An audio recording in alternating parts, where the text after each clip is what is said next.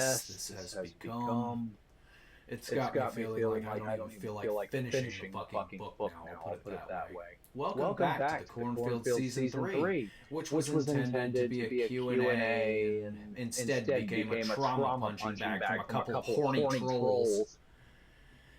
Instead of a Q&A, we had people rolling in with, I didn't see the rules, like that's supposed to mean something. Like the fact that you didn't read a sign gives you permission to track mud through the house. We've been done with that fucking excuse for a long time on this channel. There's a reason Joe Mama's not welcome here anymore. Permanently. The rules exist, whether you clock them or fucking not. Ignorance is no excuse.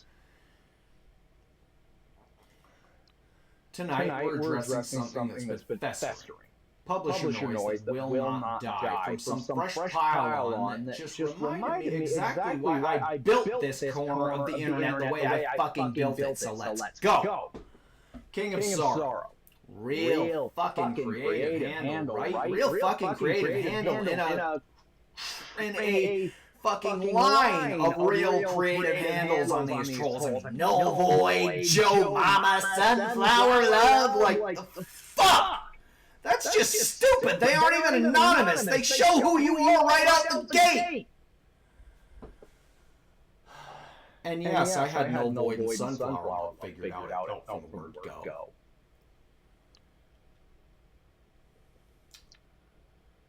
But yeah. He comes in with what sounds like an offer. $10,000 startup.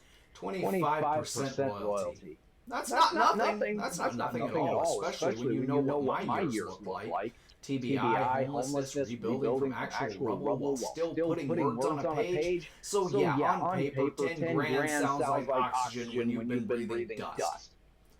Then the catch drops. I must be a devout Christian, not culturally Christian, I believe in something devout with a capital D, with accountability, with documentation, apparently, because this man went digging, found the old fire and brimstone content, found Vox, found the preaching era, and decided that because I spent a year inside a church studying the machine, because I stood at that pulpit and delivered sermons with everything I had, that somehow I am obligated to stay frozen there forever. I am not.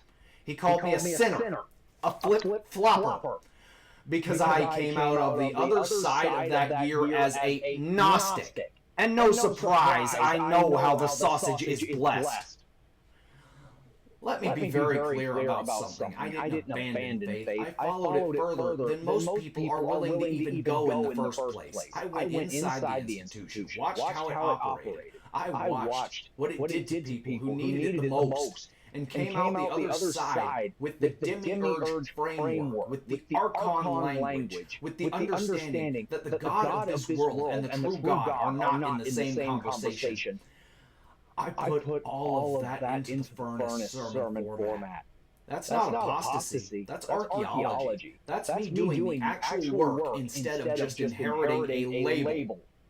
But King of Sorrow doesn't want that story. He wants the old one, the compliant one. Well, Vox has never been compliant. His opening line, his actual opening line, in what was supposed to be a business conversation was. And keep in mind, this was back in January when I was first talking about my injuries here on YouTube.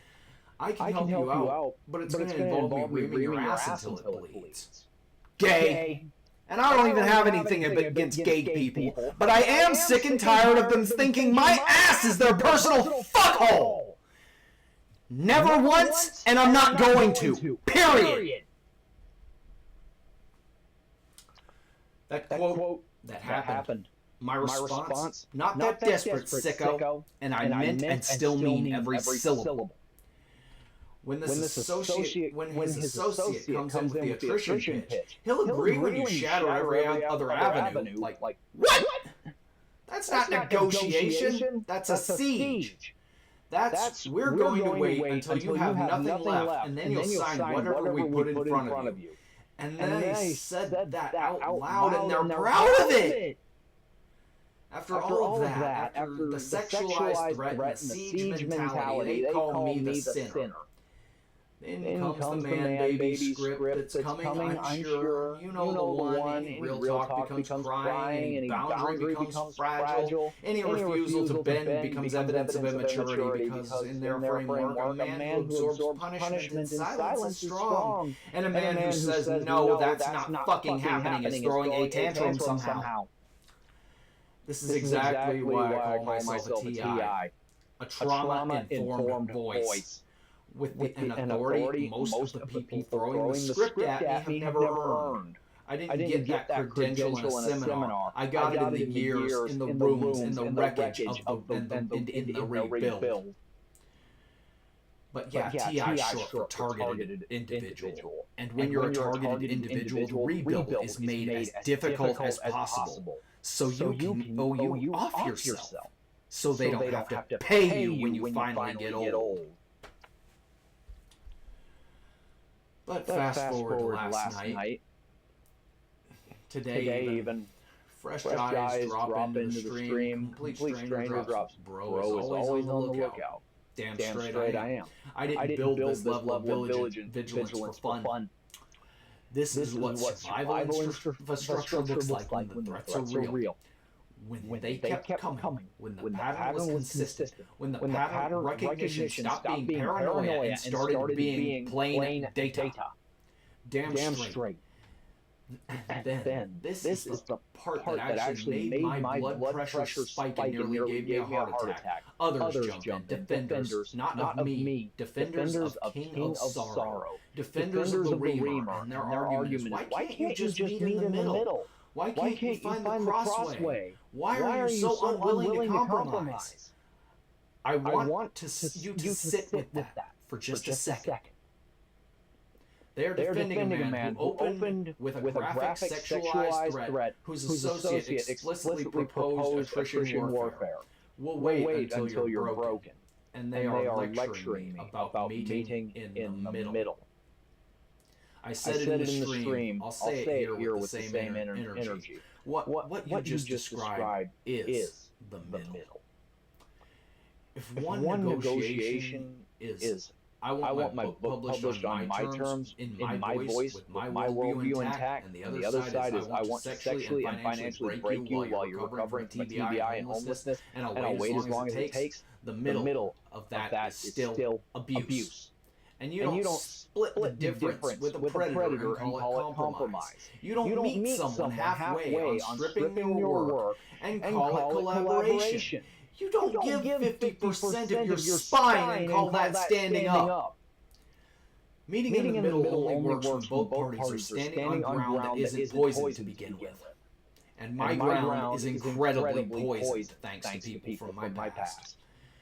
The Seven Deaths Saga is fire, it's raw, it's grief processed through a family I've been following since 2004. Since RPG Maker rooms and rough dialogue and a version of Zachary that didn't have the weight he carries now, but was already becoming himself. This saga took 20 years to become what it is. Zachary's first kill, 11 years old, Alex standing over the Gorgon opposite, the campfire narrator voice that I have been told repeatedly by people who actually read the books is the manuscript's single strongest asset.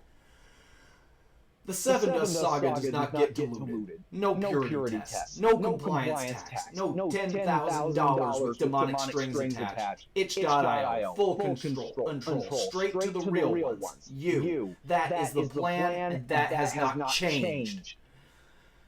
And as for the ongoing AI slop accusation, still coming, still landing wrong, there is zero AI in this writing anymore. That's why it takes so fucking long.